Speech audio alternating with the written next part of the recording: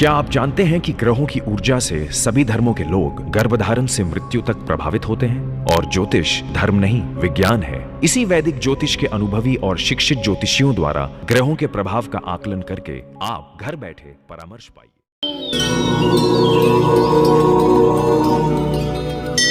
जय माता दी। क्या आप अशांत हैं या मानसिक तनाव से ग्रस्त हैं?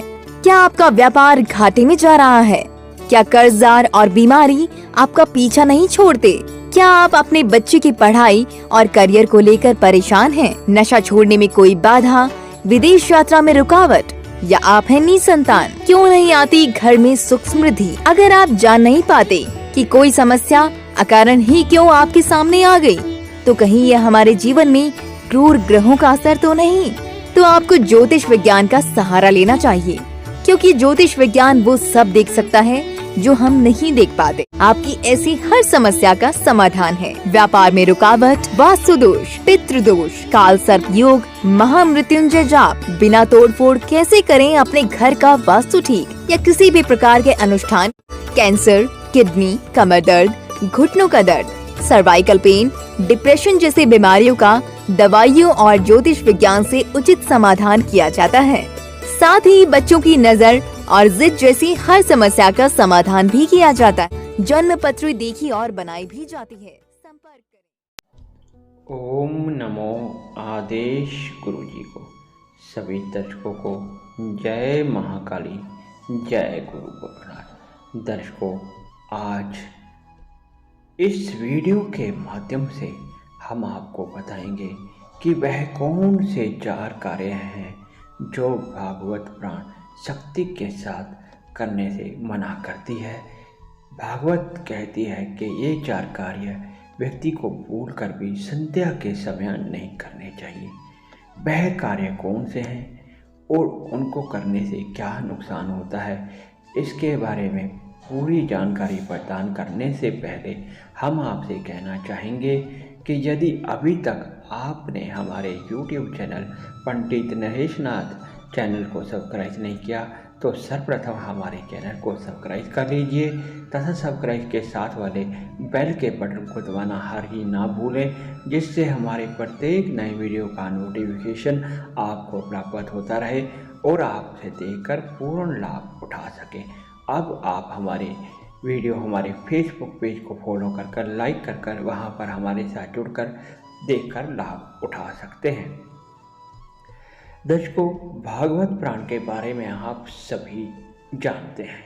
भागवत पुराण के बारे में कुछ भी कहना सूर्य को दीपक दिखाने के समान होगा। चारों पदार्थों को देने वाली, संपूर्ण मनोरथों को सिद्ध करने वाली भागवत पुराण पूरे विश्व में विख्यात है। भागवत का एक श्लोक भी यदि कोई सुन ले ध्यान से तो उसको तुरंत मोक्ष प्राप्त हो जाता है और अमृत के समान फल प्रदान करने वाली कही गई है भागवत।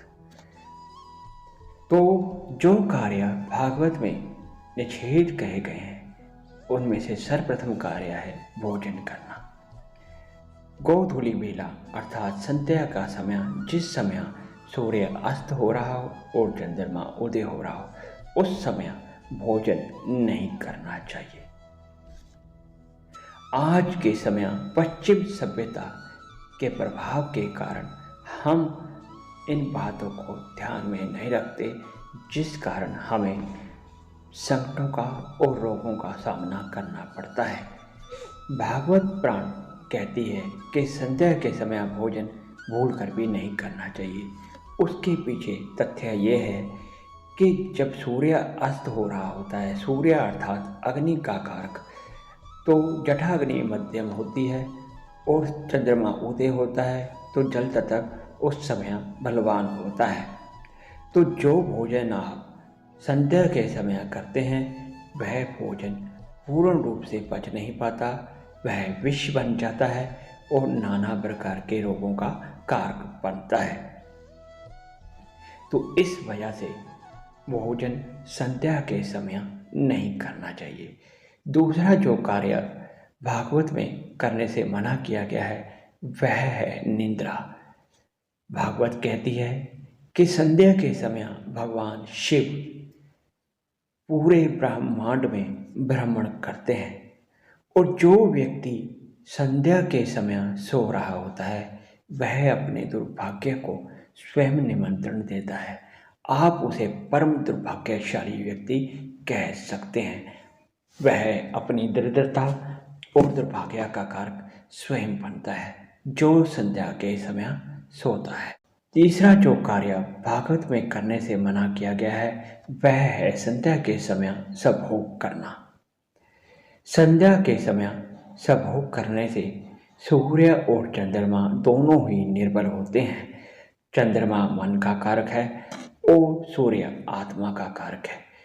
इस वजह से व्यक्ति का आत्मबल और मन दोनों ही क्षीण हो जाते हैं। वह सदा परेशानियों से घिरा रहता है और वह नाना प्रकार के संकटों को स्वयं ही निमंत्रण देता है।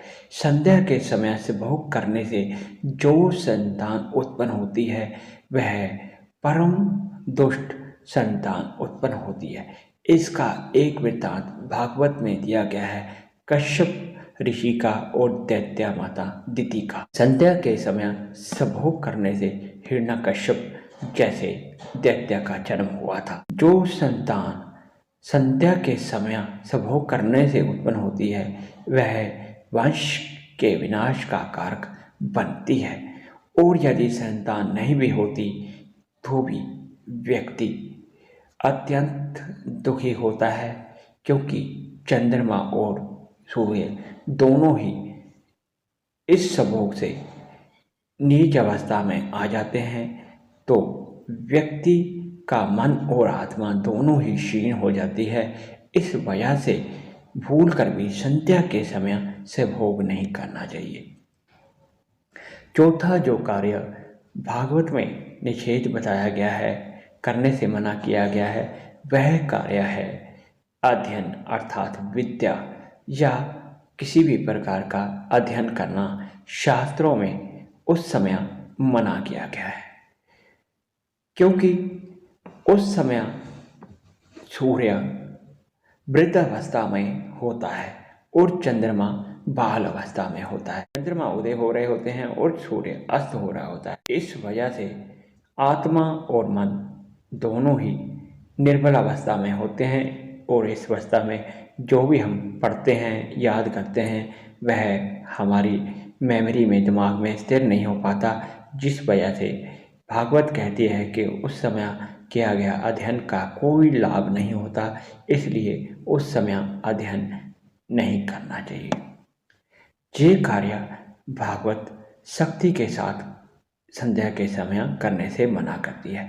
अब प्रश्न उत्पन्न होता है ये कार्य तो भागवत ने मना कर दिया, अब वह कौन सा कार्य है जो संध्या के समय करना चाहिए।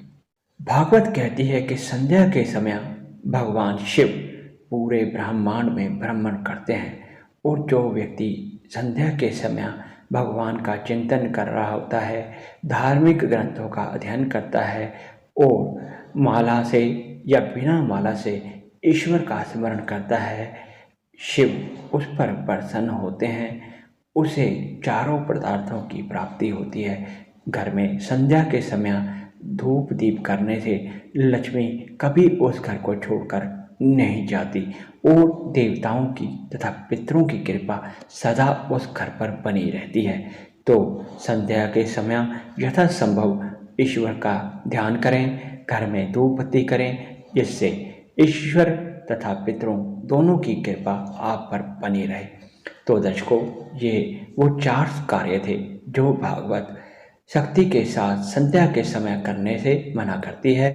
आशा है कि आज के इस वीडियो में बताई गई बातों का आप सभी लाभ उठाएंगे और अपने जीवन को सुखमय बनाएंगे। आज का ये वीडियो आपको अच्छा लगा तो वीडियो को लाइक करना, शेयर करना व चैनल को सब्सक्राइब करना